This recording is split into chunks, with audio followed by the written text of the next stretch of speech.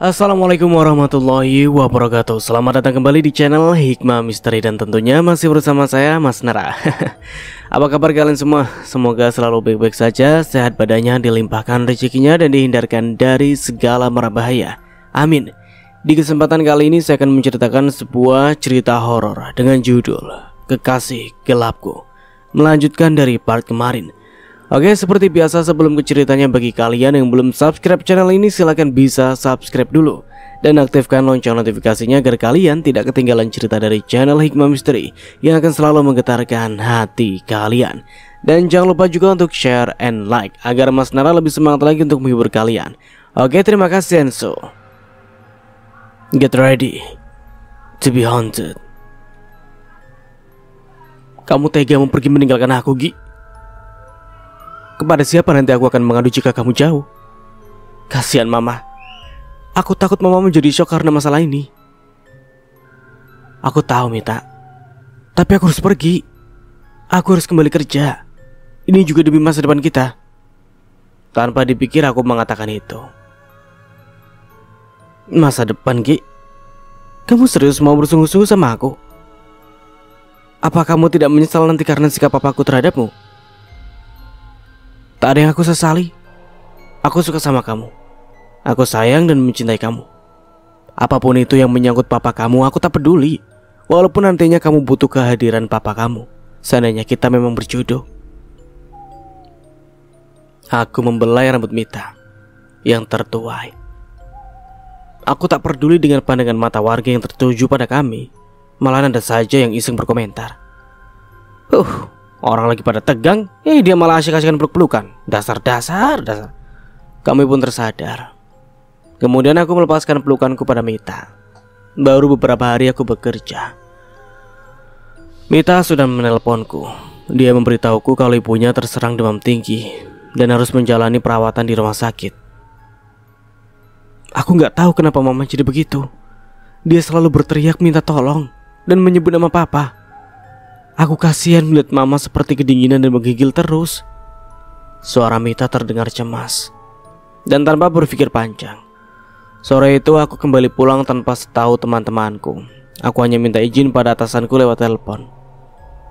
Malamnya sesampai di rumah, aku langsung pamit pada ibu dan ayah untuk menemani Mita di rumah sakit. Ibu yang melihatku cemas hanya geleng-geleng kepala saja. Benar saja, malam sekitar pukul 2 pagi, Tante Rita terdengar mengerang, tapi bukan erang kesakitan. Tante Rita bangun dari tidurnya dan berusaha keluar ruangan.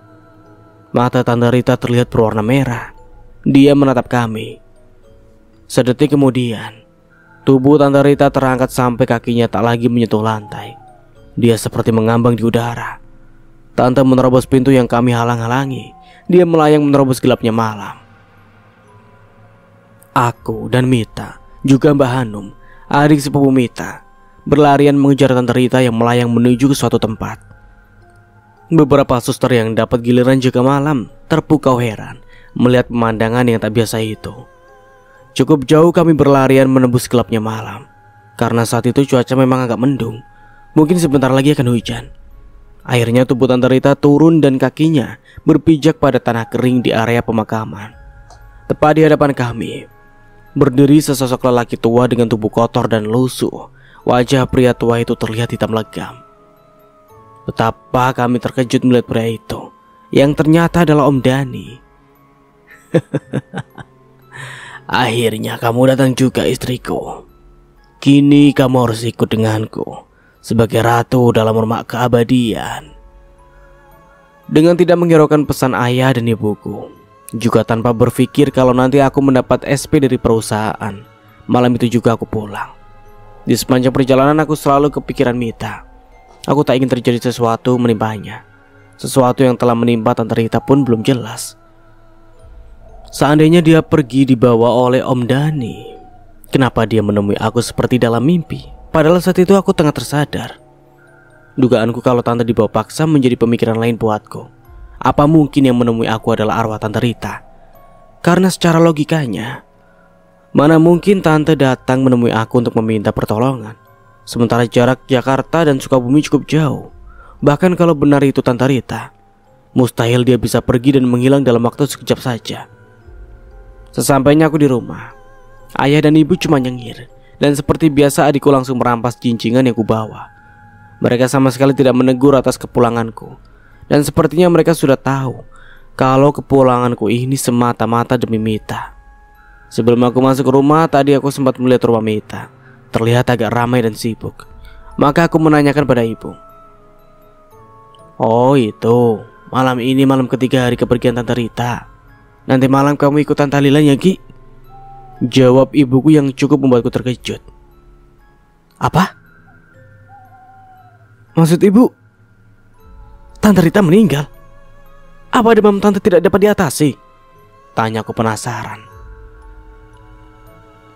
Sebenarnya tante sudah sehat, tapi suaminya itu sepertinya memaksa untuk ikut bersamanya. Mereka pergi dan kembali pulang.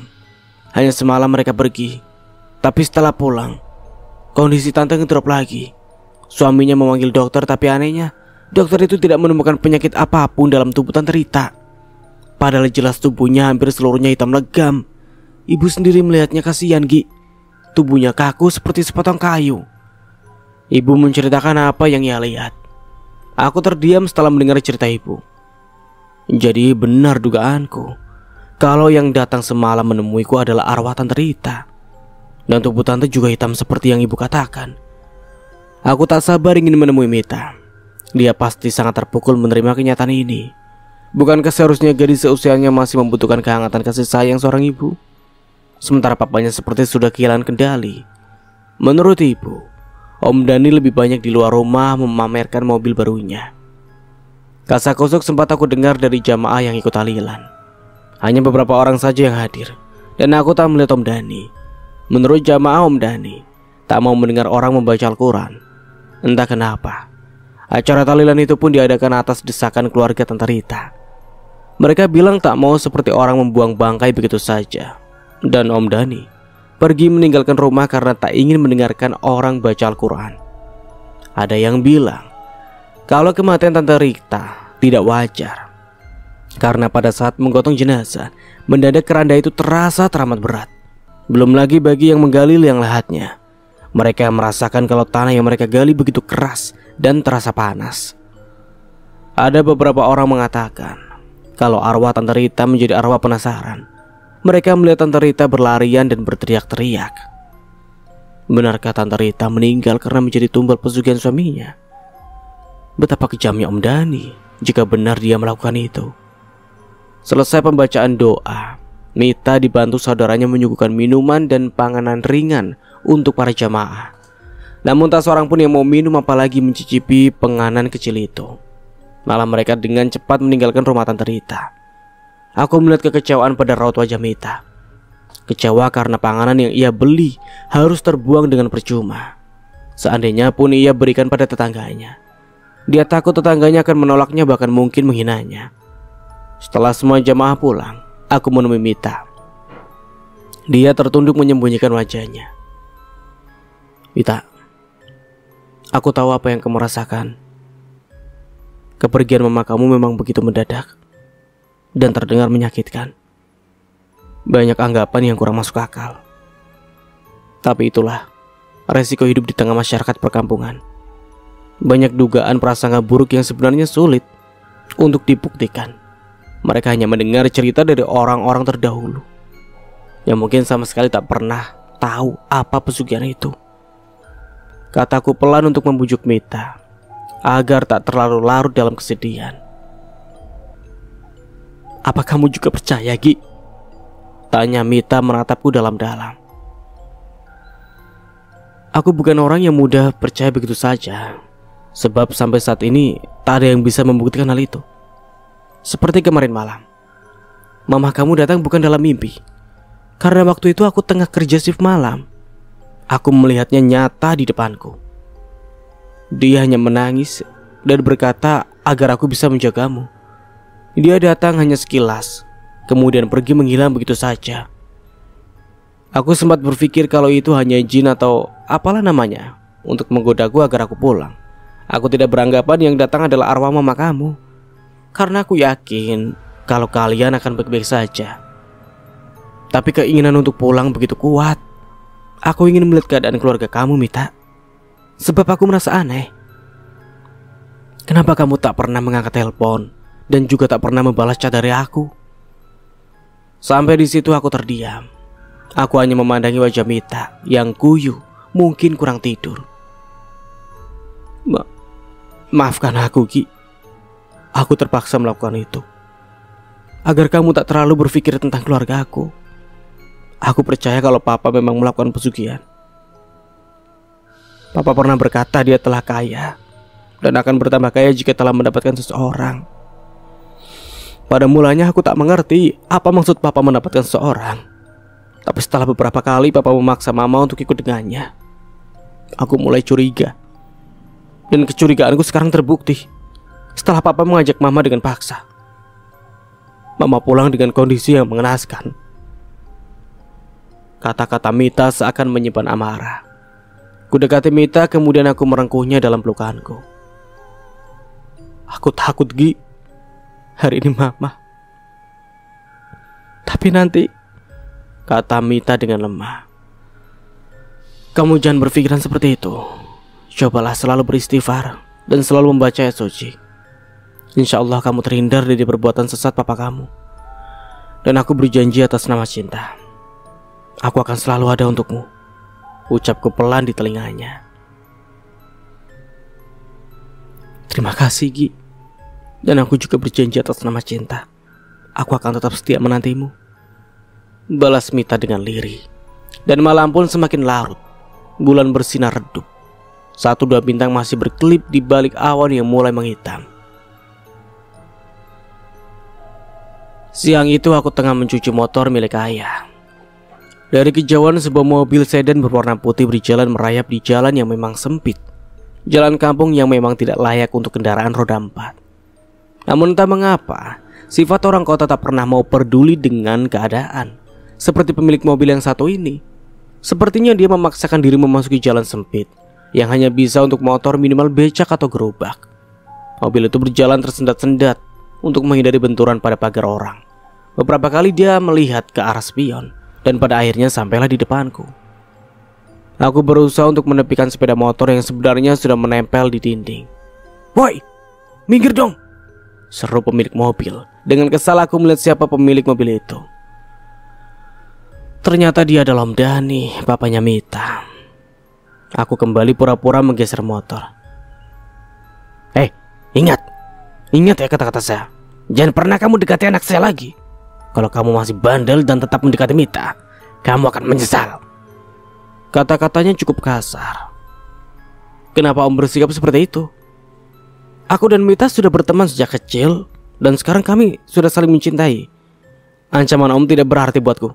Aku akan tetap mencintai Mita dan akan melindungi dia dari apapun juga, termasuk Om, balasku dengan lantang.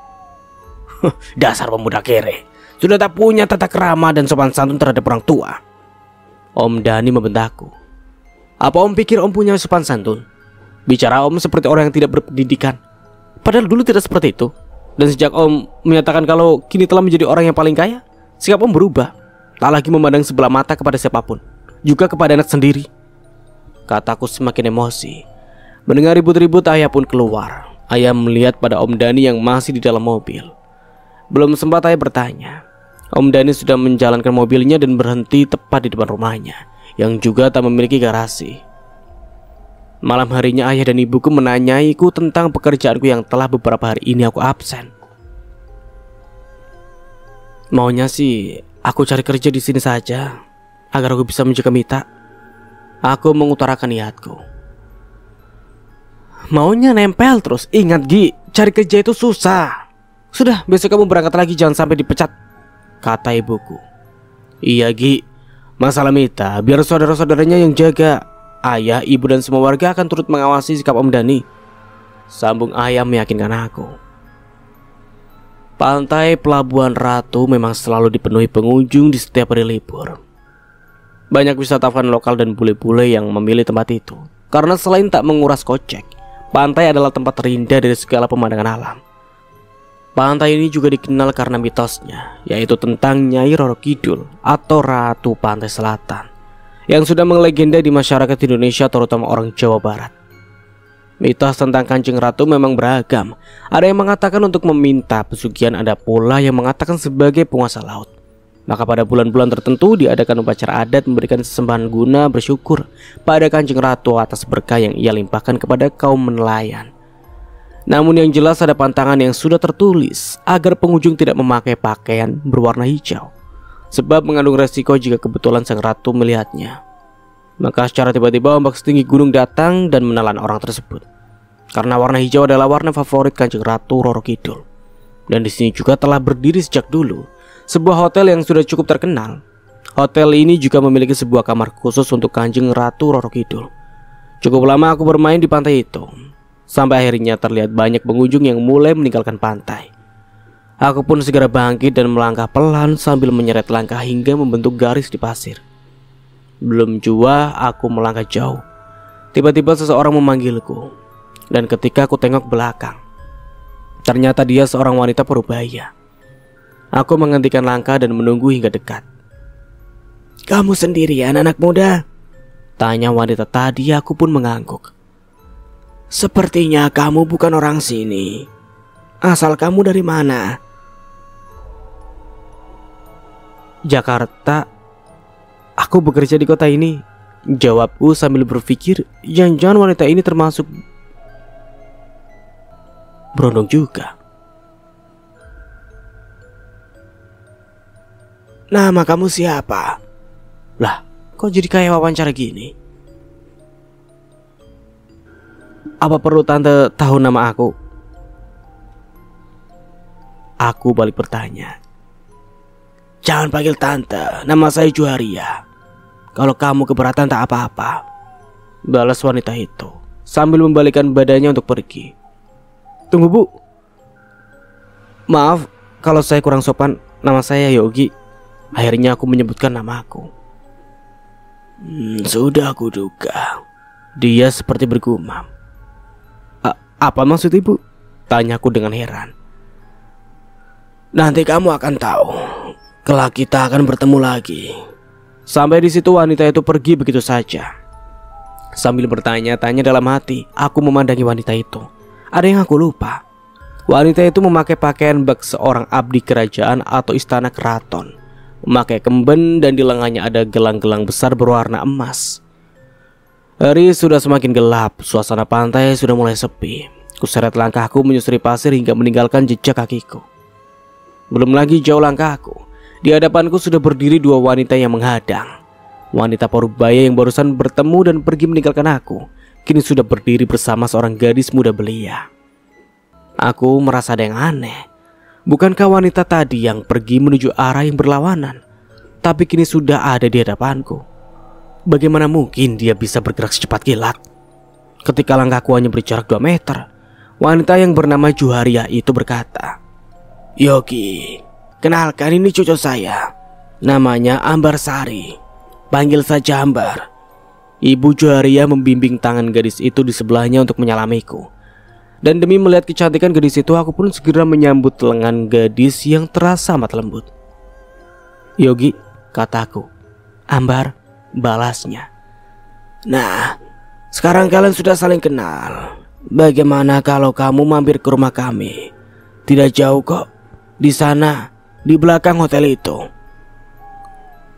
Terima kasih, mungkin lain kali, soalnya aku harus kerja," balasku beralasan. Padahal mau banget main ke rumah cewek secantik itu, ya gak sih? Dan tanpa terasa hari semakin gelap. Ibu Juharia dan Ambar mengiringi langkahku kembali untuk pulang. Selesai jam kerja, seorang ARD menghampiri aku. Dia sudah berada cukup lama di perusahaan itu. Usianya sekitar 40-an. Wajahnya terlihat cukup berwibawa, namun sikapnya ramah meskipun tegas. "Yogi, saya lihat kamu akhir-akhir ini sering menyendiri, seperti ada masalah berat. Kalau boleh tahu, apa masalahmu?" tanyanya dengan pelan. "Iya Pak, makanya saya sering pulang," jawabku pendek. "Sebaiknya kita ke rumah saya dulu. Nanti kita ngobrol sambil ngopi. Rumah saya dekat toko. Ayo naik," katanya mengajak untuk membonceng motornya. Pak Ujang nama ARD itu. Rumahnya hanya berjarak 2 km dari kantor kami. Istrinya pun begitu ramah. Dia langsung menyuguhi aku kopi dan cemilan. Dia juga murah senyum. Mangga akang, ditampi, dilit kopina, mumpung hangat keneh. Silakankah diminum kopinya, mumpung masih hangat? Ucapnya dengan lembut khas orang Sunda. Nuhun ibu, terima kasih, balasku sambil membungkukkan badan. Apa kamu mau sarapan sekalian Ki? Kata Pak Ujang menyambung. Oh enggak usah Pak, terima kasih. Kemudian Pak Ujang menanyakan masalah apa yang sedang aku hadapi. Dan dengan singkat aku menceritakan perihal keluarga Om Dhani yang seharusnya tak perlu aku membuka aib seseorang. Tapi karena aku melihat kesungguhan pada diri Pak Ujang, maka aku bercerita. Harapanku siapa tahu dia bisa membantu mencari solusi. Mungkin benar juga kalau tetanggamu itu menjalani pesugihan. Biasanya tumbal pertamanya memang keluarganya sendiri, baik istri atau anaknya. Setelah itu baru mencari orang lain setiap tahunnya. Pak Ujang menerangkan. Hah? Berarti Om Dhani akan mencari korban setiap tahun? Gila. Bagaimana kalau Mita? Saya mencintai anaknya, dan saya sudah berjanji untuk melindunginya. Tapi saya juga harus bekerja demi masa depan saya dan dia. Balasku. Itu memang harus. Bekerja dengan semangat tinggi agar bisa mengumpulkan uang. Tapi melindungi orang yang kita cintai itu juga sangat penting. Kita rela berkorban apa saja, termasuk nyawa kita. Namun menjaga seseorang dalam ancaman makhluk gaib bukan hanya menjaganya dengan selalu berada di sisinya saja, melainkan siap mental dan butuh keberanian kamu. Kamu juga harus bisa melindunginya dengan pagar gaib. Pagar gaib? Bagaimana caranya? Aku sempat kaget dengan ucapannya. Nah, untuk itulah saya mengundang kamu ke sini, karena sudah beberapa kali saya melihat kamu berbicara sendirian. Tapi setelah saya lihat dengan mata batin, ternyata ada seseorang yang memang mengikuti kamu. Oh, jadi Bapak sudah tahu tentang itu. Jadi menurut Bapak apa yang harus saya lakukan? Kalau kamu tidak keberatan, kamu mulai besok malam. Kebetulan malam Jumat, kamu tidur di rumah saya. Ada kamar kosong di belakang. Kamu bisa tidur di sana. Tapi di mes juga saya sudah nyaman, Pak. Ini bukan sekedar tidur, Gi. Kamu harus tirakat. Kamu harus mengenal dunia gaib. Karena yang kamu hadapi nanti adalah musuh dari dunia gaib. Bagaimana? Setelah Pak Ujang menerangkan secara rinci apa yang harus aku lakukan nanti, maka aku menyetujuinya. Namun aku kepikiran juga, karena di rumah Pak Ujang ada anak gadisnya yang masih duduk di bangku SMA. Kalau soal itu kamu tak perlu khawatir. Selain saya ARD di gudang, saya juga ketua RT di kampung ini. Nanti akan saya jelaskan sama tetangga saya. Kalau begitu, terima kasih banyak Pak sebelumnya. Setelah percakapan panjang, akhirnya aku menuruti permintaan Pak Ujang yang baik hati itu. Seperti yang telah dijanjikan Pak Ujang, malam itu dia membimbingku dalam mempelajari dan mengenal hal dunia gaib. Dunia yang tak terjangkau oleh akal sehat, dunia yang tak terlihat oleh mata telanjang. Pak Ujang meminta aku untuk mengosongkan pikiran agar tenang, seakan tanpa beban. Hal ini menurutnya untuk membuang energi negatif yang dapat membuat orang mudah marah, kemudian meresapi energi positif untuk bisa lebih tenang dalam menghadapi segala masalah. Pak Ujang juga menguji nyaliku dengan cara membuka mata batinku. Pada awalnya aku merasa takut yang luar biasa. Aku menemukan diriku berada di suatu tempat yang teramat gelap. Hanya sesekali terdapat kilatan cahaya merah dari langit. Tempat itu begitu luas seakan tanpa batas. Dan ketika aku merayap mencari jalan, aku melihat sebuah lubang yang cukup besar untuk ukuran tubuhku. Lubang itu agak temaram, redup, seperti saat mendung di dunia nyata. Aku mencoba masuk ke dalam. Berjalan tak berapa jauh, maka sampailah aku pada sebuah perkampungan yang tidak terlalu banyak penghuninya. Dan tak lupa membaca istighfar dalam hati. Aku melihat dengan jelas para penghuninya yang rata-rata bertubuh kerdil dengan perut buncit. Rambut mereka pun acak-acakan. Mereka memiliki telinga lebar dan mata merah menyala. Dan ketika salah satu melihatku, aku segera bersembunyi di balik batu besar seukuran kerbau. Makhluk yang aku tak tahu apa namanya itu seperti mengendus-endus mencari keberadaanku. Pada saat dia menemukan persembunyianku, tiba-tiba tubuhku telah melayang.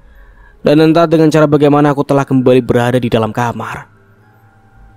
Pak Ujang tersenyum. Kemudian dia mengusap wajahku dengan tangan basah oleh air. Mungkin air yang telah ia bacakan mantra atau entah apa. Alhamdulillah, ternyata kamu punya keberanian yang luar biasa. Kebanyakan orang berteriak minta tolong, tapi kamu hebat, Gi. Kamu punya bakat juga jadi paranormal, kata Pak Ujang setelah menyadarkanku. Bapak bisa aja, kataku tersipu. Nah, untuk selanjutnya nanti kamu harus benar-benar mendalami apa yang akan aku ajari nanti. Pak Ujang nampak puas dengan kemampuanku. Sebenarnya tahap pembelajaranku sudah dianggap selesai oleh Pak Ujang. Namun ketika aku mengatakan kalau aku akan kembali tinggal di mes, Pak Ujang mencegahku. Menurutnya tak ada ilmu yang telah selesai dalam kurun waktu yang sangat singkat. Dia memintaku agar aku tetap tinggal di rumahnya sambil terus belajar. Menurutnya jika belajar setengah-setengah, nanti orang itu akan menjadi sombong dan takabur karena merasa dirinya pintar. Sebaliknya jika semakin banyak belajar dan berilmu, maka ia akan semakin memahami falsafah hidup, yakni semakin berisi semakin menunduk. Itu istilahnya ilmu padi. Ilmu padi. Menyala abangku.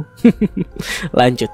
Dan aku pun akhirnya menurut juga. Sebab selain nyaman tidur di dalam kamar, tidak seperti tinggal di mes, juga nyaman bisa menikmati wajah cantik anak Pak Ujang.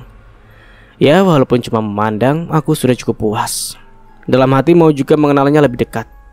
Tapi aku teringat Mita yang pasti tengah menantiku. Dan tiba-tiba kenapa juga aku kepikiran sama gadis yang namanya Ambar, cucu dari Ibu Juharia yang aku kenal di pantai beberapa minggu yang lalu. Ternyata belajar ilmu tentang dunia gaib itu susah juga. Selain butuh kesabaran, kita juga harus bisa menenangkan jiwa kita. Tapi hasilnya lumayan juga buat sekedar menjaga diri atau tameng gaib bila suatu saat ada yang menjahili kita. Dan sekarang aku sudah mampu mendeteksi keberadaan makhluk halus, sehingga aku tak perlu takut lagi jika berjalan atau melewati tempat yang dibilang angker. Cuma saja ada juga nggak enaknya saat aku sendirian tiba-tiba melihat makhluk gaib yang cuma lewat di hadapanku. Kaget juga tentunya. Untuk mengasah penglihatan mata batin, aku mencoba menelusuri pasir pantai Pelabuhan Ratu.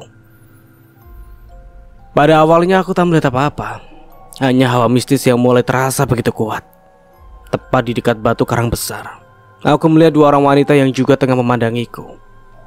Aku sepertinya mengenal kedua wanita itu, karena aku masih ingat dengan pakaian adat kerajaan yang dipakai oleh wanita Parubaya itu. Dan yang satunya sudah tentu Ambar, cucu wanita tadi. Dan setelah aku mendekati, mereka langsung menyapaku dengan hangat. Namun naluriku telah mengatakan agar waspada dan berhati-hati, karena ada getaran lain dalam jiwaku yang agak sulit untuk menembusnya. Aku menyalami kedua wanita itu sembari mencoba membaca dan mendeteksi siapa sebenarnya mereka itu. Memang ada hawa dingin yang mengalir dari telapak tangan mereka, namun aku tak dapat melihat wujud lain di balik sosok mereka itu. Kedua wanita itu tampak sama pada sosok di dalam tubuh wadah dan halusnya. Berarti mereka juga manusia seperti aku. Namun yang membuatku penasaran, mengapa mereka memakai pakaian khas zaman kerajaan? Bagaimana Nak Yogi? Kamu mau kan berkunjung ke rumah kami? Ibu Juharia membuyarkan lamunanku. Ternyata dia juga masih ingat nama aku. Iya Bu, saya mau, kataku tanpa berpikir dua kali demi melihat senyum manis gadis di sebelahnya.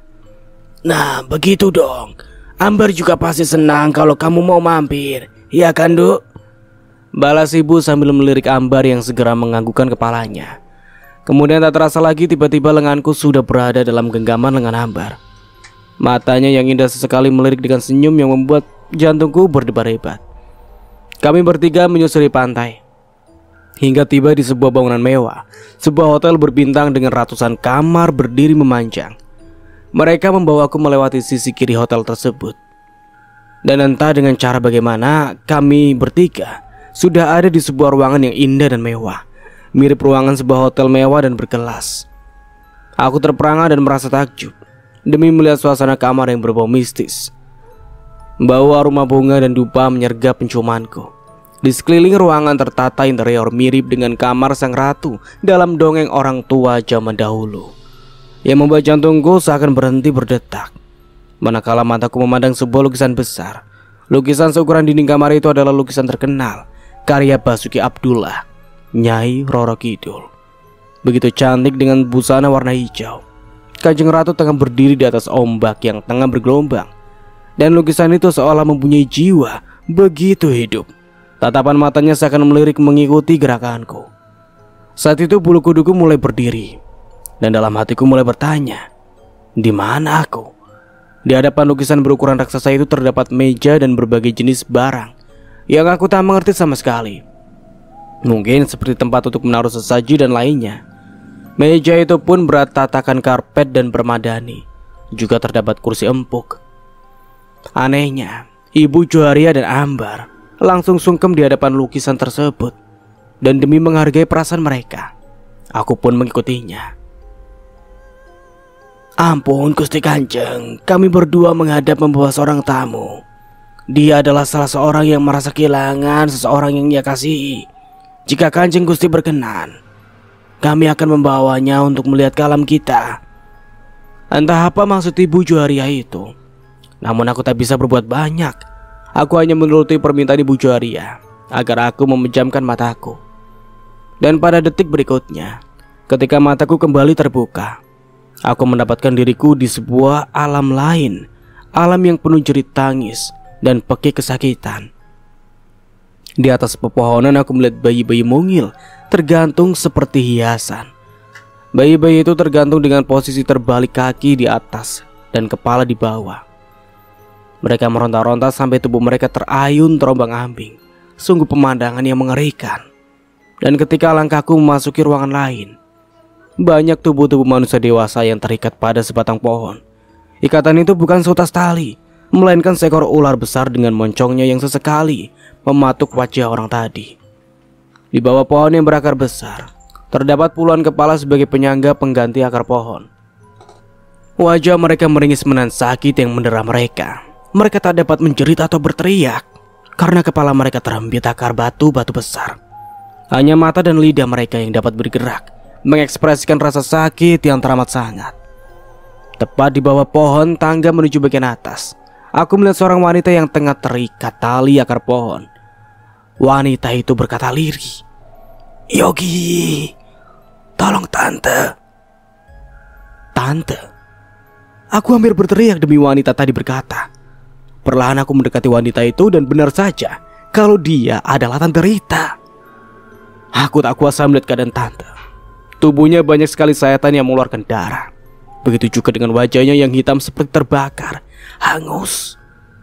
Aku kembali surut belakang mendapati Ibu Joharia dan Ambar. "Ibu, bisakah ibu melepaskan dia, Bu?" kataku memohon. "Belum saatnya. Sekalipun aku bisa membebaskannya, bukankah dia telah mati?" Ibu Joharia balik tanya. "Lalu sampai kapan dia akan berada di sana?" "Sampai batas waktunya habis." Kemudian aku bertanya, apa yang dimaksud batas waktu? "Mereka yang pertama kamu lihat adalah orang yang telah meminta kekayaan pada Kanjeng Ratu. Mereka akan mendapat siksa di alam arwah ini sampai hari akhir. Sedangkan wanita yang kamu sebut tante itu adalah korban tumbal. Mereka akan terbebas setelah nanti bila masa perjanjian si pelaku pesugihan itu berakhir.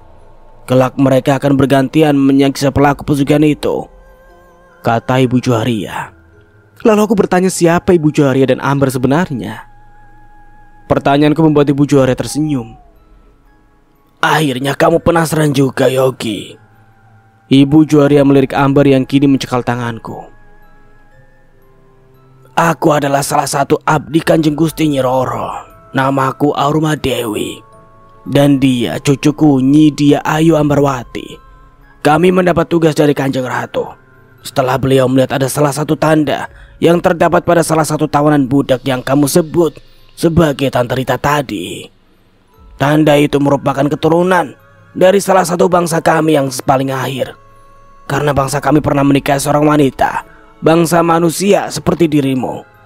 Dan untuk menyelamatkan putrinya yaitu kekasihmu itu, maka aku mencarimu. Dan kebetulan kamu berada di pantai ini."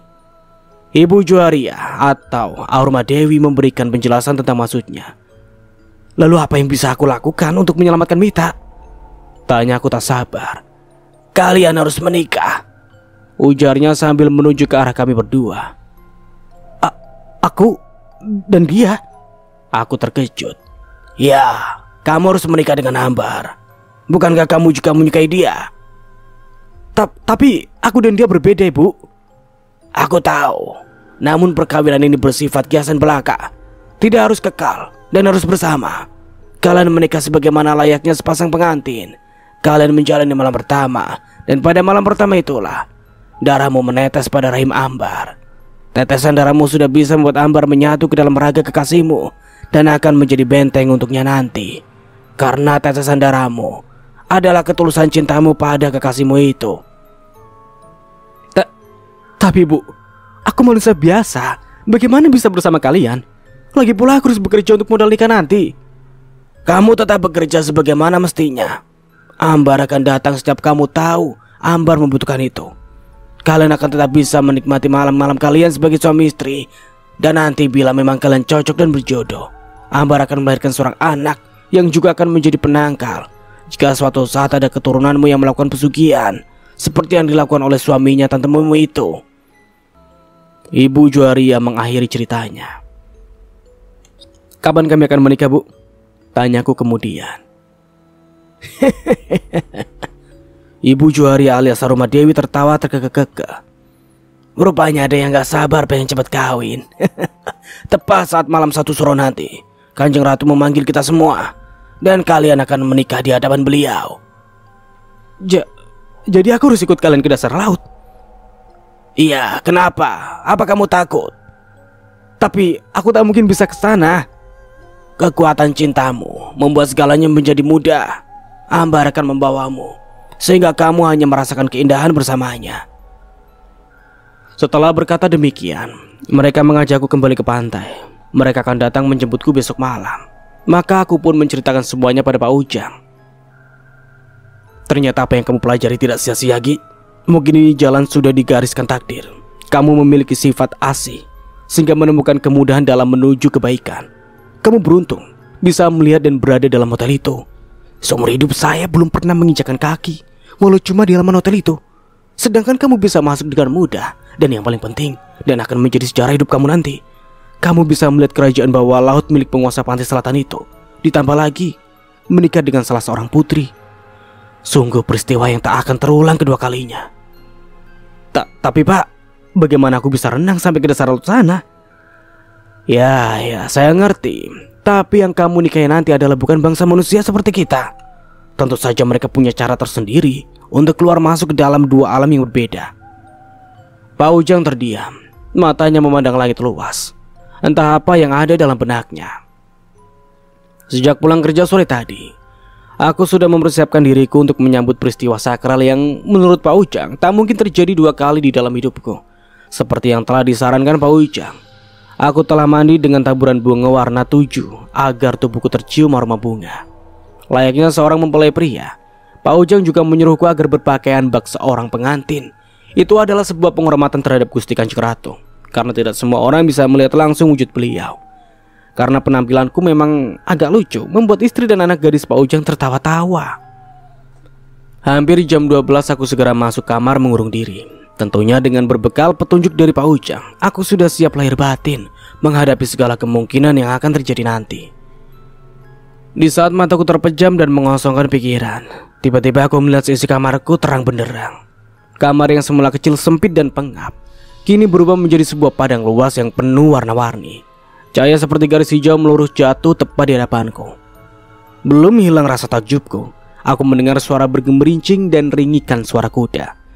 Benar saja, tak lama berselang sebuah kereta kencana yang seperti pernah kulihat di film-film legenda Ratu Roro Kidul kini berhenti tepat di hadapanku. Kereta itu hanya terdiri dari sang kusir tanpa penumpang. Kusir kereta yang juga memakai pakaian ala kerajaan itu memintaku untuk naik.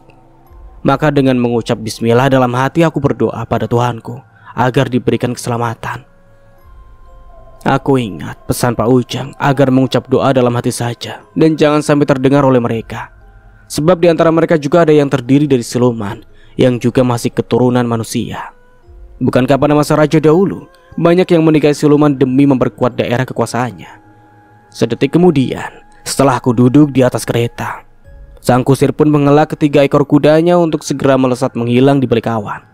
Sepanjang perjalanan aku hanya melihat warna-warni pelangi yang melengkung menembus sampai ke permukaan air laut. Dan dalam sekejap mata, kini aku telah berada di sebuah istana yang teramat megah. Aku tak tahu apakah kini aku berada di dasar laut atau di mana. Yang aku tahu, sang kusir tadi segera memerintahkan kepada 2 pengawal untuk membuka gerbang. Untuk selanjutnya aku dibawa dan dikawal 2 orang lelaki tinggi besar. Kemudian masuk ke pendopo utama. Sampai di situ aku dibawa oleh 2 wanita yang kemudian menghadap seorang ratu yang duduk di atas kursi singgasana yang kesemuanya terbuat dari logam mulia. Aku menuruti gerakan kedua wanita tadi, bersujud memberi salam hormat pada paduka ratu. Aku tak mampu menatap Sri Baginda Ratu berlama-lama. Matanya begitu tajam menusuk dalam jiwa, membuat nyaliku menciut seketika.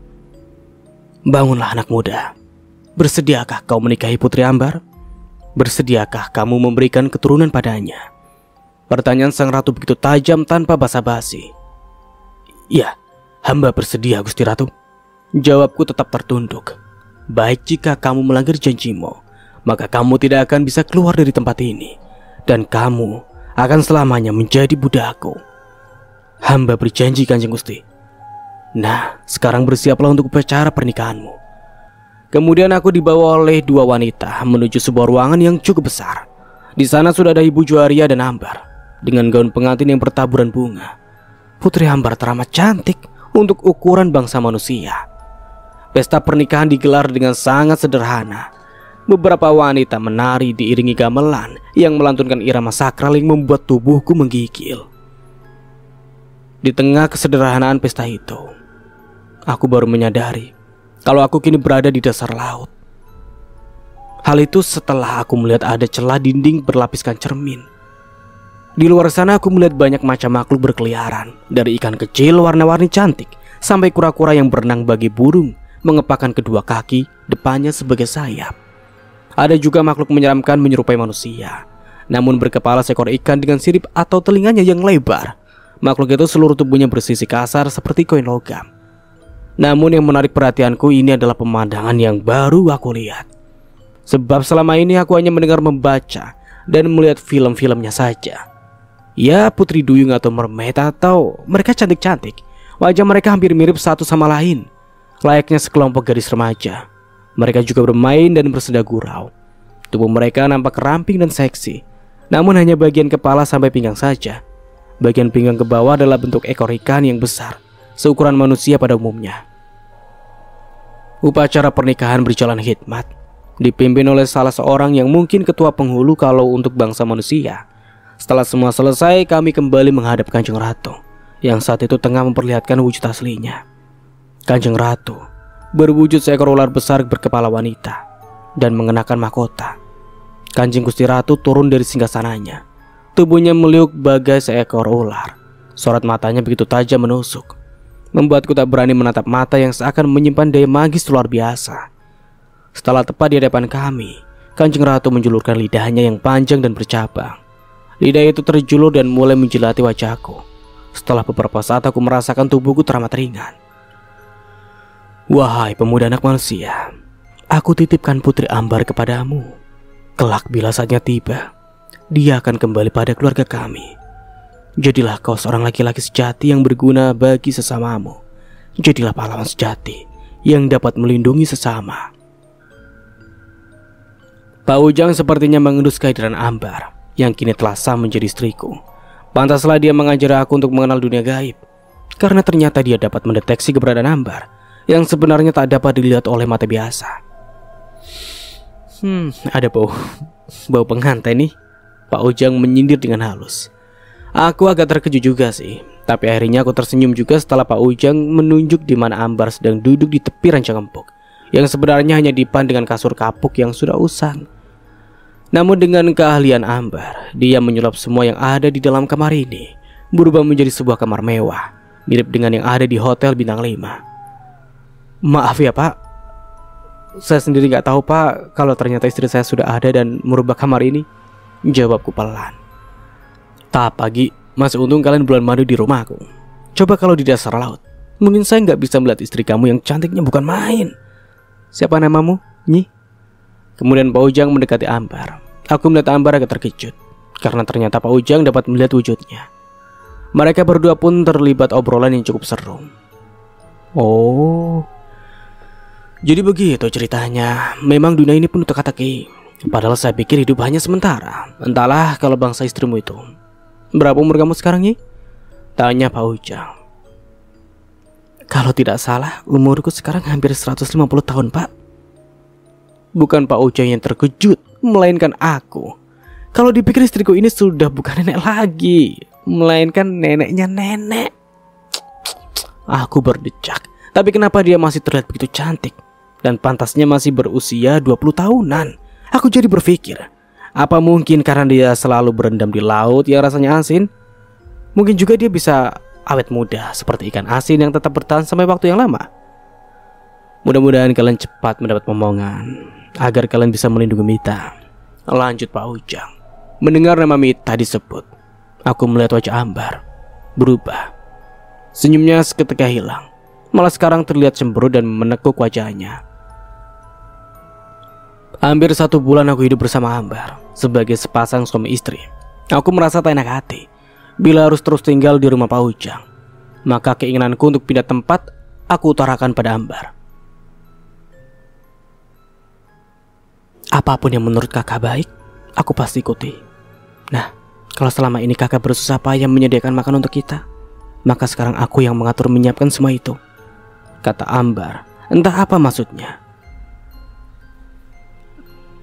Tapi aku khawatir kamu capek bila harus pergi bolak-balik ke pasar untuk belanja, sayang. Aku tak perlu itu, kakak. Sekarang coba sebutkan keinginan kakak. Cukup dalam hati. Aku pun menuruti kata istriku untuk menyebutkan keinginanku dalam hati. Dan benar-benar aneh, seketika itu juga di atas meja telah tersaji buah-buahan segar dengan wadah terbuat dari perak. Aku benar-benar merasa takjub dibuatnya. Untuk membuktikannya, maka aku menyentuh buah itu dan benar, buah asli yang masih segar, seperti baru dipetik dari pohonnya. Cobalah kakak rasakan. Kemudian aku mengambil sebutir apel dan mencoba menggigitnya. Ternyata rasanya luar biasa nikmat. Bagaimana kamu melakukan ini, istriku? Tidak ada seorang pun yang boleh tahu. Tidak juga kamu, kakak. Ya, apa boleh buat, mungkin itu rahasia perusahaan. Jadi bagaimana kalau kita mengontrak rumah saja, sayang? Kata aku kemudian. Apa itu mengontrak rumah? Tanyanya dengan polos. Kita tinggal di rumah orang dan hanya kita berdua yang menghuninya. Kita bayar setiap bulannya. Bagaimana? Tinggal di rumah orang terus bayar? Berarti uang kakak nanti berkurang dong. Baiklah, nanti aku yang bayar semua. Dan kakak juga tidak perlu mikirin untuk biaya makan. Semua serahkan padaku. Terus dari mana kamu dapat uang? Lihat ini. Dan dalam sekejap mata, aku melihat setumpuk uang berada dalam telapak tangannya. Atau kakak mau membeli rumah kita untuk kita tinggal selamanya? Tidak, istriku. Bukankah kita ini dipersatukan hanya untuk sementara waktu saja? Berarti setelah semua selesai, maka selesai juga hubungan kita sebagai suami istri. Kakak, apakah kakak tidak punya hati untuk aku? Aku sudah terlanjur mencintaimu, kakak. Dan aku rela hidup terpisah dari bangsaku sendiri. Ambar berkata lirih. Sejujurnya aku pun tak ingin kehilangan dia. Semua itu kita pikirkan nanti. Bukankah sang ratu pun telah memberikan kebebasan untuk kita? Ambar memelukku erat. Dan dengan lembut aku membelai rambutnya yang hitam panjang. Malam semakin larut. Tak ada lagi suara obrolan keluarga Pak Ujang. Yang kini terdengar hanyalah suara dengkuran lelaki baik hati itu. Ambar menutup pintu rapat-rapat, kemudian menguncinya. Lalu menutup rancang pengantin dengan tirai kelambu yang transparan. Ambar menarik tubuhku hingga aku terhempas menindih tubuhnya.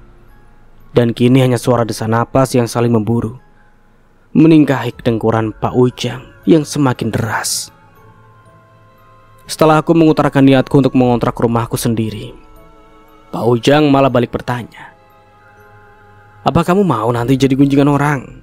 Misalkan kalian tengah diskusi, nah kebetulan ada orang yang melihatmu kamu seolah tengah berbicara sendiri, karena orang itu tak melihat sosok istrimu itu. Tapi jika kamu terang-terangan mengatakan kalian adalah suami istri, dan Ambar menampakkan wujudnya, berarti kalian harus memiliki surat nikah resmi dari pemerintah.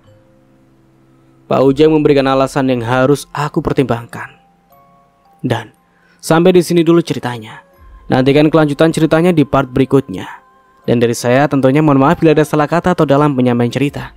Akhir kata, wassalamualaikum warahmatullahi wabarakatuh. Sampai jumpa di video berikutnya and bye-bye.